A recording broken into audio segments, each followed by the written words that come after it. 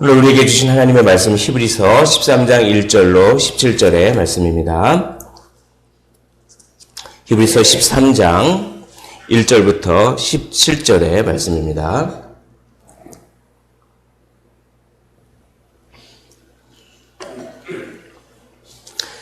이제 찾으신 줄 알고 한 절씩 교독하시고 마지막 절 함께 읽도록 하겠습니다. 형제 사랑하기를 계속하고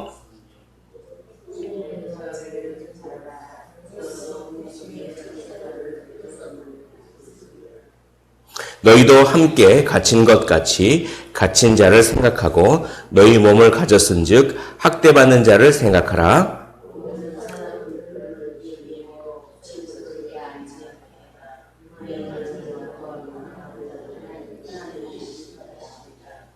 돈을 사랑하지 말고 있는 바를 족한 줄로 알라. 그가 친히 말씀하시기를 내가 결코 너희를 버리지 아니하고 너희를 떠나지 아니하리라 하셨느니라.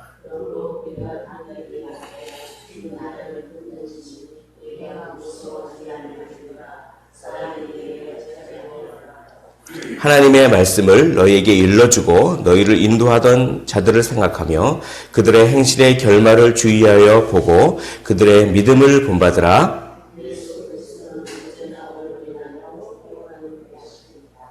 여러 가지 다른 교훈에 끌리지 말라. 마음은 은혜로서 굳게 함이 아름답고 음식으로서 할 것이 아니니 음식으로 말미암아 행한 자는 유익을 얻지 못하였느니라.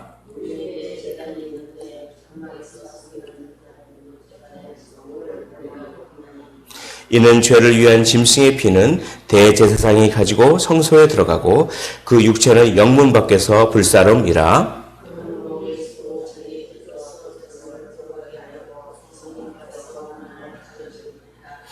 그런즉 우리도 그의 치욕을 짊어지고 영문 밖으로 그에게 나아가자.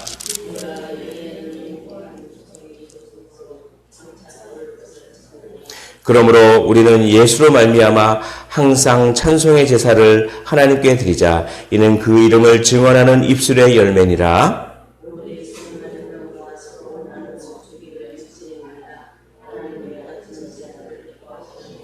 함께 읽겠습니다. 너희를 인도하는 자들에게 순종하고 복종하라. 그들은 너희 영혼을 위하여 경성하기를 자신들이 청산할 자인 것 같이 하느니라. 그들로 하여금 즐거움으로 이것을 하게 하고 근심으로 하게 하지 말라. 그렇지 않으면 너희에게 유익이 없느니라. 아멘.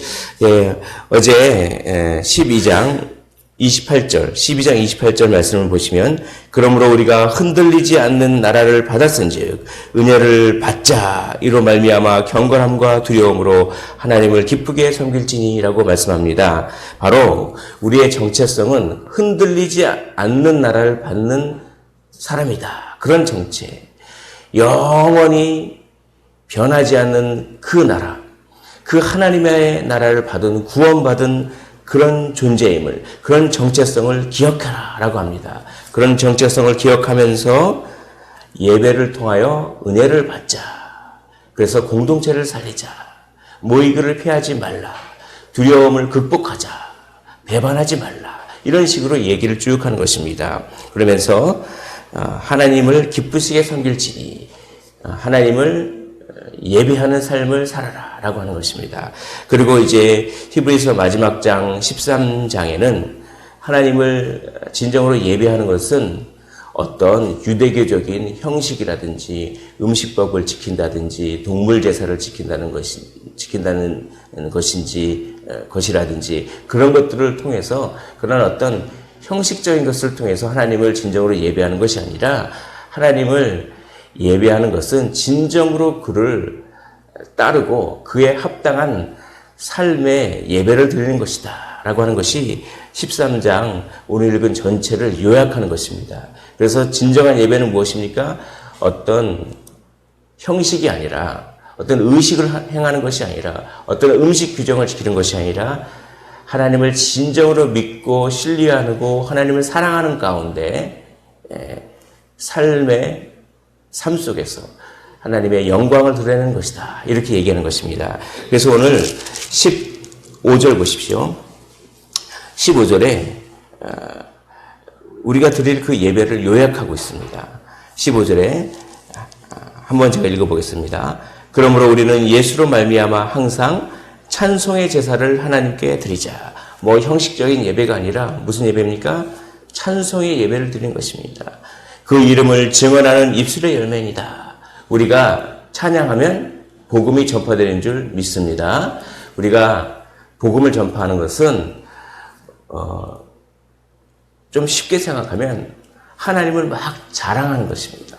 하나님을 믿었더니 내가 이렇게 삶이 변했네. 하나님을 믿었더니 내가 이렇게 큰 은혜를 받았네. 나의 삶이 완전히 바뀌었네. 하나님이 너무나 좋으신 분이야. 하나님은 나를 사랑하셔서 내 삶을 돌아보니까 처음부터 끝까지 다 인도해 주셨네. 이렇게 하나님을 막 찬양하고 칭찬하고 그의 영광 돌리면 그거를 듣고 사람들이 그 하나님 나도 한번 믿어봐야겠다. 이렇게 생각하지 않겠습니까? 찬송의 제사를 드리면 그것은 그 이름을 증언하는 입술의 열매가 될 줄 믿습니다. 그것이 예배입니다. 16절 보시면 오직 선을 행함과 서로 나누어지기를 잊지 말자. 하나님은 이 같은 제사를 기뻐하십니다. 하나님은 형식적인 의식적인 제사를 기뻐하는 것이 아니라 삶 속에서 선을 행하는 그 예배를 기뻐하신다는 것입니다. 삶 속에서 서로 나누어주는 그런 제사, 서로 나누어주는 그런 예배를 하나님은 기뻐하신다라고 하는 그런 말씀입니다.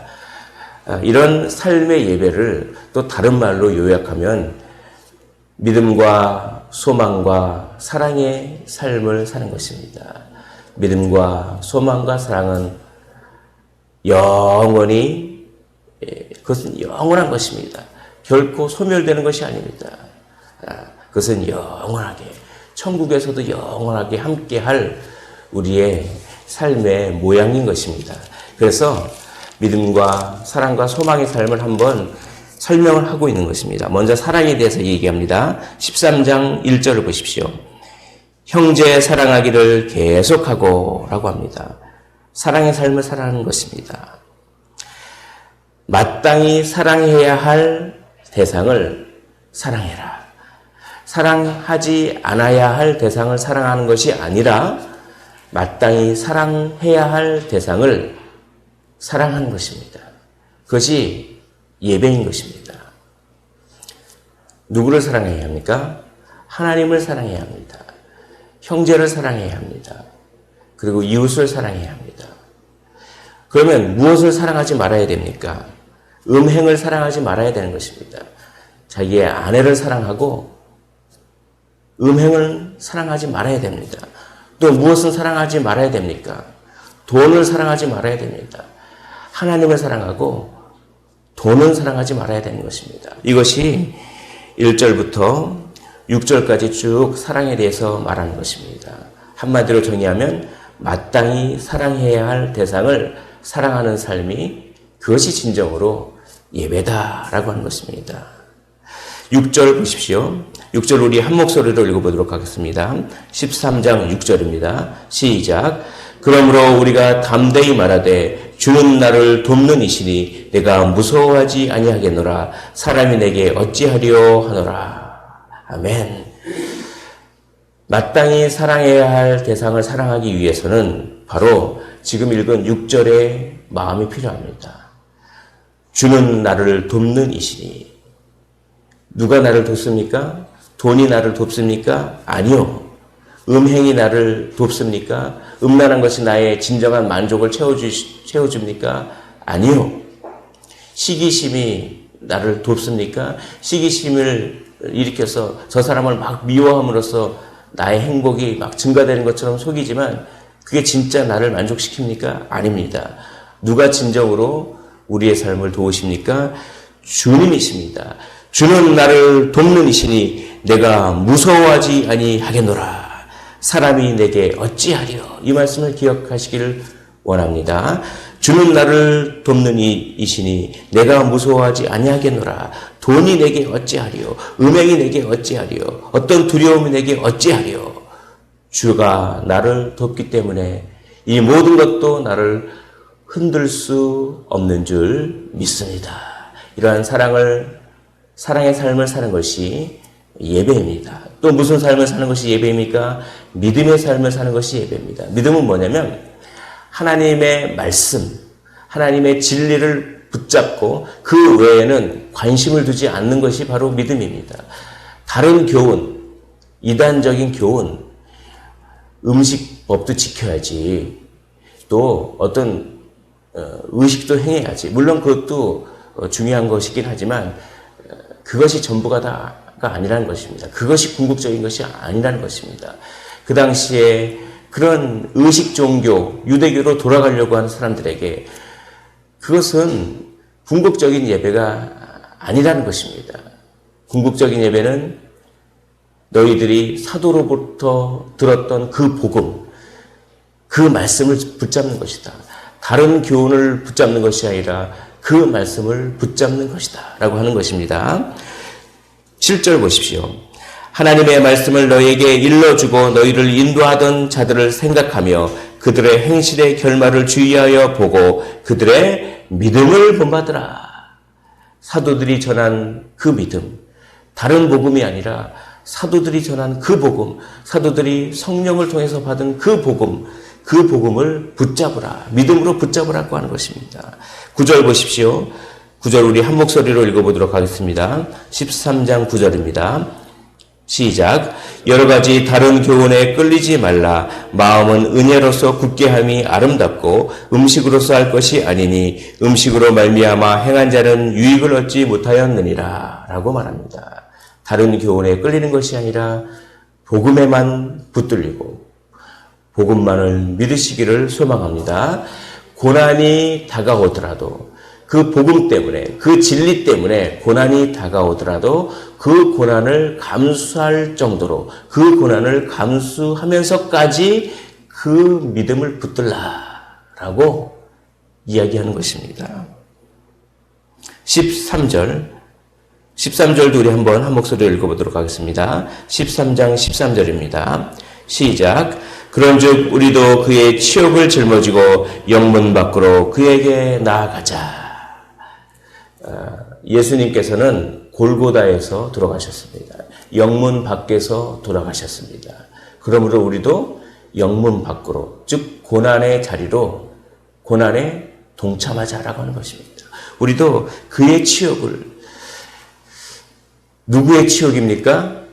이거 참 은혜롭습니다. 그의 치욕입니다. 우리가 받는 고난은 누구의 고난입니까? 사실은 우리의 고난이라기보다는 예수님의 고난에 우리가 동참하는 것입니다. 우리의 고난은 의미가 있는 고난입니다. 우리의 고난은 보람이 있는 고난입니다. 우리의 고난은 그것이 영원한 상급으로 바뀔 그런 고난입니다. 그러므로 우리도 그의 치욕, 나의 치욕이 아닙니다. 내가 고난받고 내가 치욕을 당한 것은 내가 복음 때문에 복음 전하다가 이렇게 치욕을 당하고 부끄러움과 수치를 당하고 무시를 당할 수 있습니다. 그러나 그것은 사실은 나의 수치가 아니라 예수님의 수치라고 하는 것입니다. 이것이 너무나 은혜롭습니다. 우리가 복음 전하다가 믿음을 붙잡기 위해서 수치를 당하면 그것은 사실 예수님의 수치고 나중에 야, 네가 나의 고난에 동참했구나. 영원한 상급을 내가 너에게 줄 것이다. 이렇게 이야기하는 것입니다. 우리는 믿음의 삶을 살아야 합니다. 진리를 붙잡는 삶을 살아야 됩니다. 어떤 정도로 살아야 합니까? 예수님의 치욕을 짊어지고 영문 밖으로 광야로 그에게 나아가자 라고 할 정도의 믿음의 삶을 사시기를 주님의 이름으로 축복을 드립니다. 그리고 마지막으로 소망의 삶입니다. 우리 14절도 한번 읽어보겠습니다. 13장 14절입니다. 13장 14절 시작. 우리가 여기에는 영구한 도성이 없으므로 장차 올 것을 찾느니. 여기에는 영원한 도성이 없습니다. 이 땅의 삶은 영원한 궁극적인 삶이 아닙니다. 그러므로 무엇을 찾습니까? 장차 올 것을 찾아야 합니다. 장차 올 흔들리지 않는 하나님의 나라, 그 하나님의 나라, 그 영광스럽고 복이 흘러넘치는 찬란한 그 나라를 소망하는 것입니다. 그 나라를 소망하며 그 나라의 참된 가치가 있음을 믿으며 그 나라에 가치를 두는 삶, 그 소망의 삶을 살라는 것입니다. 오늘 말씀을 정리하도록 하겠습니다. 우리는 어떤 형식적이고 의식적인 어떤 그런 종교가 아니라 참된 하나님과의 관계를 통한 그런 종교가 바로 우리 기독교인 것입니다. 삶의 예배를 드리시길 원합니다. 찬송의 예배를 드리시길 원합니다. 복음을 증거하는 증인의 예배를 드리시길 원합니다. 어떠한 삶을 통해서 그런 예배를 드립니까? 사랑의 삶을 사십시오. 마땅히 사랑해야 할 대상만을 붙잡으시기를 원합니다. 믿음의 삶을 사십시오. 그 믿음 때문에 치욕과 고난을 받아도 괜찮아 라고 할 정도의 그 믿음의 삶을 사십시오. 소망의 삶을 사시길 원합니다. 여기는 영원한 도성이 없고 장차 올 것을 찾는 그 소망의 삶을 사시기를 축원을 드립니다. 기도하겠습니다. 하나님 아버지, 오늘 삶의 예배를 통하여 하나님께 영광 돌리라고 오늘 본문이 이야기합니다. 마땅히 사랑해야 할 하나님과 이웃을 사랑하게 하여 주시옵시고, 마땅히 붙잡아야 할 복음, 하나님의 말씀만을 붙잡는 믿음의 삶을 살게 하여 주시옵시고, 그것 때문에 고난도 감수하는 삶을 살게 하여 주시옵시고, 장차 올 하나님의 나라를 소망하는 소망의 삶을 살아드려 주께 영광 돌리며 찬양의 제사, 복음을 전하는 제사, 삶의 참된 예배 드릴 수 있는 저희가 다 되게 하여 주시옵소서. 감사를 드리며 살아계신 우리 구주 예수 그리스도 이름으로 기도하옵나이다. 아멘. 오늘